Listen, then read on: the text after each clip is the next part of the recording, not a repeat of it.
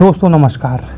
दोस्तों क्या आप जानते हैं कि दुनिया का सबसे बड़ा हिमखंड A23A पिछले कई महीनों से अंटार्कटिका के उत्तर में घूम रहा है। दोस्तों कहा जा रहा है यह हिमखंड पर डे 1 से 2 किलोमीटर का सफ़र तय कर रहा है। क्या आप जानते हैं कि इस A23A हिमखंड का आकार कितना बड़ा है? दोस्तों यह हिमखंड न्यूयॉर्क शहर से लगभग 5 गुना बड़ा है और यह 1000 फीट से ज़्यादा गहरा है।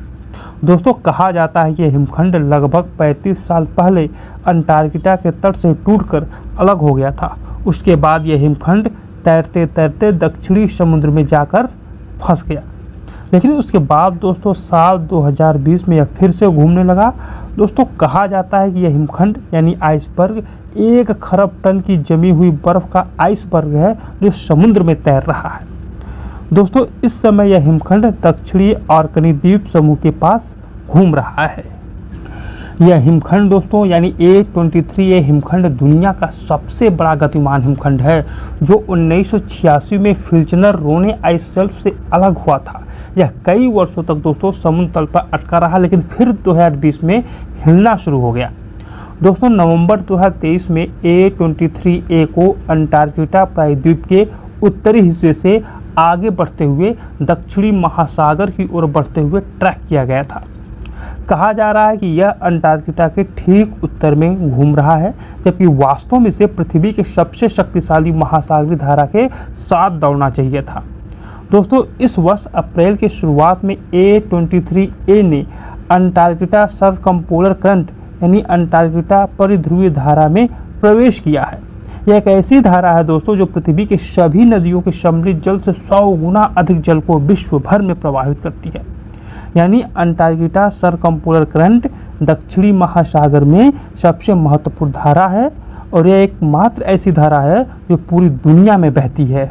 दोस्तों यह अंटार्कटिका महाद्वीप को घेरते हुए अटलांटिक, हिंद और प्रशांत महासागर के दक्षिण भागों से होकर पूरब की ओर बहती है। दोस्तों यह धारा महासागरों की सबसे शक्तिशाली धारा है। दोस्तों A23A आइसबर्ग इस समय जिस क्षेत्र में मौजूद है उसे आइसबर्ग एली के नाम से जाना जाता है, जो हिमखंडों के लिए एक लोकप्रिय स्थान है। दोस्तों यहाँ पर आपको बता दूं कि जब बड़े हिमखंड तेज़ी से आगे बढ़ते हैं तो वह दुनिया की सबसे बड़ी महासागरीय धारा अंटार्कटिका सरकमपोलर करंट में शामिल हो जाते हैं।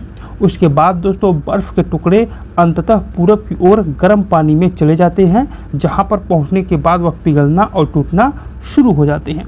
यहां पर दोस्तों आपको बता दूं कि यह A23A हिमखंड टेलर कॉलम में जाकर के फंस गया है, जिसकी दैनिक घूर्णन लगभग 15 डिग्री है, जो सी माउंट के आसपास बनने वाली एक धारा है। सामान्य जल प्रवाह दोस्तों पानी के नीचे पहाड़ के चारों ओर अलग हो जाते हैं, जिससे सी माउंट के ऊपर तरल पदार्थ का एक स्थिर सिलेंडर बन जाता है। इससे दोस्तों होता क्या है कि पानी धीरे धीरे उभार के चारों ओर वामावर्त घूमने लगता है और टेलर कॉलम समुद्री पर्वतों के आसपास दोस्तों बनता है। दोस्तों टेलर कॉलम एक विशिष्ट प्रकार की धारा को कहा जाता है जो पृथ्वी के घूमने और द्रव्य गतिकी के सिद्धांतों का पानी के नीचे पहाड़ों या समुद्री पहाड़ों के आसपास बनती है। यह घटना दोस्तों समुद्र में तब होती है जब कोरियोलिस बल समुद्री पर्वत के साथ परस्पर क्रिया करता है। यानी दोस्तों जब कोई महासागरीय धाराएं किसी समुद्री पर्वत से टकराती हैं तो कोरियोलिस बल के कारण पानी सीधे बाधा के ऊपर गुजरने के बजाय उसके चारों ओर मुड़ जाता है। दोस्तों टेलर कॉलम पानी के स्थिर कॉलम की तरह काम करता है और आसान भाषा में समझे तो टेलर कॉलम एक घूमती हुई समुद्री धारा है जो तब बनती है जब पानी किसी डूबी हुई बाधा के चारों ओर बहता है और यह भंवर बनाता है जो हिमखंडों को फंसा सकता है, उनके पिघलने की गति को दोस्तों प्रभावित कर सकता है। दोस्तों अंटार्कटिका से दूर जाने वाले हिमखंड आमतौर पर समय के साथ पिघल जाते हैं, लेकिन दोस्तों इस हिमखंड के पिघलने के लिए टेलर कॉलम से बाहर निकलने के लिए कुछ सालों का इंतजार करना पड़ेगा।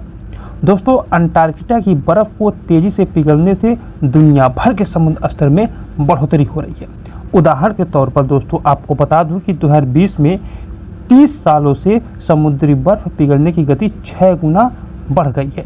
एक अध्ययन के अनुसार 1992 से और 2017 के बीच लगभग 3 ट्रिलियन बर्फ पिघल चुकी है। अंटार्कटिका में बर्फ दोस्तों पिघलने की वजह से दुनिया भर के समुद्र के स्तर में वृद्धि होगी, जिससे तटीय कटाव होगा और निचले इलाकों में बाढ़ आएगी। पिघलती बर्फ से दोस्तों ताजे पानी का प्रवाह समुद्री धाराओं को बाधित कर सकता है। इसके अलावा बर्फ पिघलने से कई प्रजातियों के आवास प्रभावित होंगे जो बर्फ से ढके क्षेत्रों पर निर्भर है, जैसे ध्रुवीय भालू हो गए, सील हो गए। दोस्तों बर्फ़ के पिघलने से पृथ्वी की एल्बिडो कम हो जाती है, क्योंकि बर्फ़ सूर्य के प्रकाश को परावर्तित करती है, जबकि खुला पानी दोस्तों इसे अवशोषित करता है। इन सब के अलावा दोस्तों बर्फ़ के पिघलने से बर्फ़ के नीचे फंसी मीथेन गैस भी उत्सर्जित हो सकती है, जो एक शक्तिशाली ग्रीन हाउस गैस होती है जो ग्लोबल वार्मिंग को बढ़ा सकती है। दोस्तों इन परिवर्तनों का पूरी दुनिया के पारिस्थितिकी तंत्र, मौसम के स्वरूप और मानव समाज पर दूरगामी प्रभाव हो सकता है। दोस्तों अगर यह नॉलेज आपको पसंद आए तो चैनल को सब्सक्राइब कर दीजिएगा, वीडियो को लाइक कर दीजिएगा। बहुत बहुत धन्यवाद।